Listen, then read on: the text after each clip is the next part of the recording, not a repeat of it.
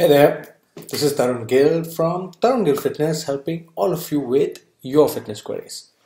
So for people who are new, let me just tell you what I do. So what I do via this channel is I try to answer all your queries, which could be around fitness, supplementation, diet, anything and everything around fitness.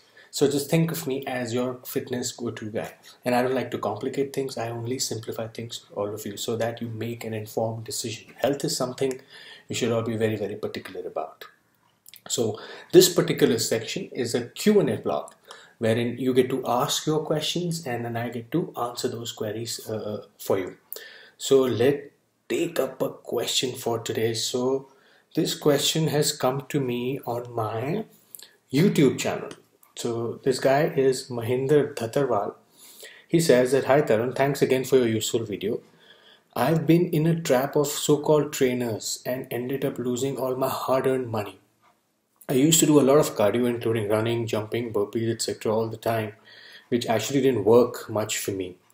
I'm also a working professional and my job is also sitting whole day, morning to evening. I understand that, been a working professional for many years. I do weight training in the evening and started heavy nowadays after watching your videos and it's working for me now. I drink around 5 cups of milk tea with sugar a day and normal meal as we Indians consume. Okay. I take 2 scoops of whey protein, one upon rising and one after workout. BCAA before and after workout, creatine 5 gram upon waking up and 5 gram after or before training. I eat 14 to 15 egg whites a day, luckily not fond of sweets and much spicy or salty food. Can you please suggest if I need to change anything or just keep doing what I'm doing and the kind of volume that I've been doing?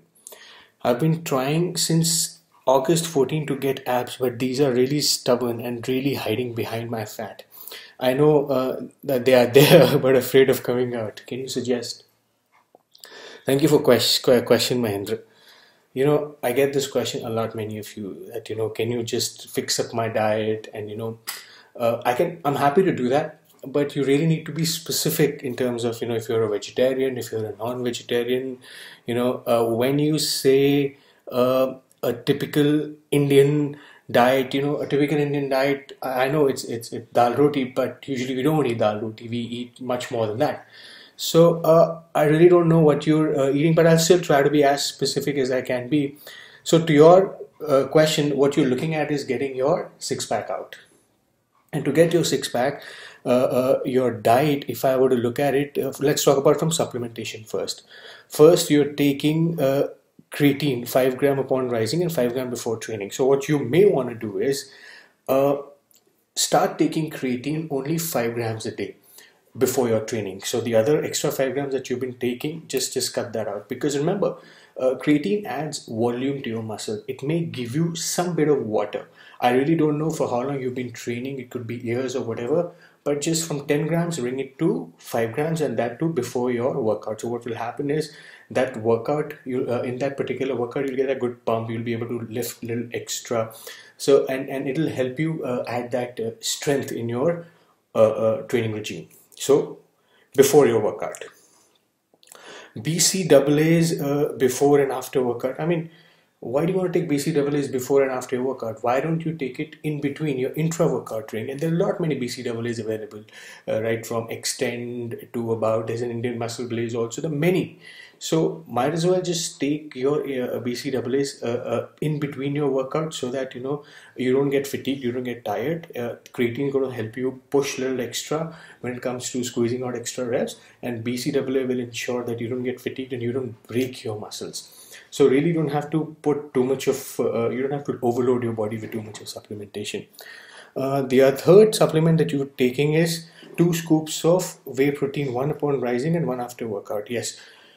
What you may want to do now is, this is a good approach that, first thing you got to do is after waking up, have protein, break your fast with protein shake. I really don't know which protein are you taking. Are you taking protein concentrate? Are you taking protein isolate, hydrolyzed? I don't know.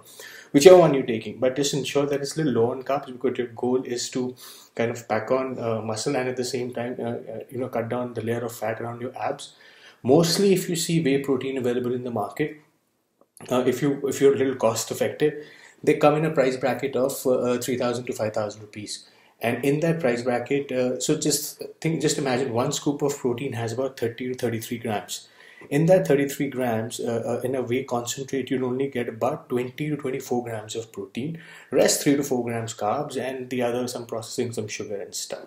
So the reason why I'm telling you that is because for six-pack or for minimized body fat, you got to ensure that whichever protein you're taking is low on carbs and high on protein. Let's say a 33 grams of scoop should have about close to about 27 to 28 grams of protein. Just remember that.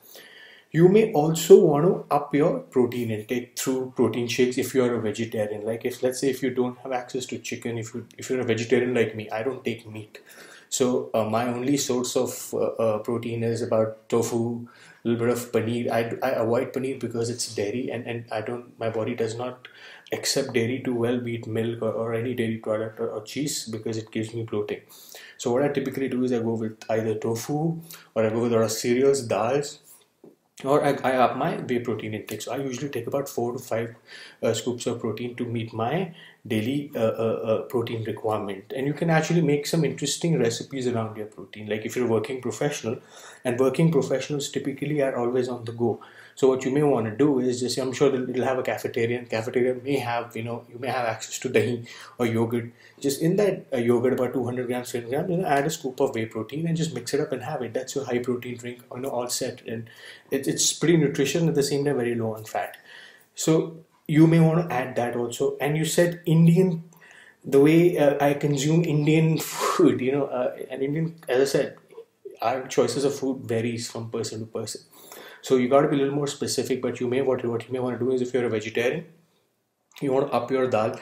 Don't add the tadka into dal or any sabji. Just take regular dal and add loads of fibers and your salads and greens. If you want to have in the afternoon, you can take about a roti or two. And I would also suggest, on your workout, you may want to start your workout in the morning, first thing in the morning, because what I've seen in my experience, that every time I work out in the evening, I'm a little lazy. And because as a working professional, I've been there. There are times when I want to go, but some meeting comes up, or I'm lazy, or the weather is such, right now it's cold, so it prevents me, it makes me lazy. I don't know about your situation, but the people I train, they kind of face the same issue too. So first thing when you do it, if you were to train in the morning, first thing, you have no excuses. Your body's fresh, and also you can work out empty stomach. Right? Like just imagine if you're on a low carb diet, which specifically you may have to be for some time if you want to have those six-pack abs. You will have to ensure that you work out in the morning, because you can work out in the morning low carb rather than working out in the evening low carb, because you would be all drained with your work, with your diet, everything, and evening working out will be almost impossible. So what you may want to do is just try changing your workout in the morning, early morning. And what kind of workout you should do? A very high intensity kind of workout. When I say high intensity, I don't mean like a circuit training one after another. Just ensure that, let's say if you're doing a chest exercises, you do, one for incline bench press, immediately you start doing flat bench press, just superset the two together and rest about close to 20 to 30 seconds. And similarly, you can, pick and choose the exercises that you may want to do. Try doing two body parts, chest and tricep, back and biceps, and legs and shoulders on a different day. These are some of the things that will help you from training. From diet perspective, you got to keep your carbs a little low than usual, because I as much as a carb lover I am, but carbs really don't do good to me. It always adds on a little water, and it's just it to each his own. So I'm a carb lover, but it doesn't suit me. You decide for your body what suits you.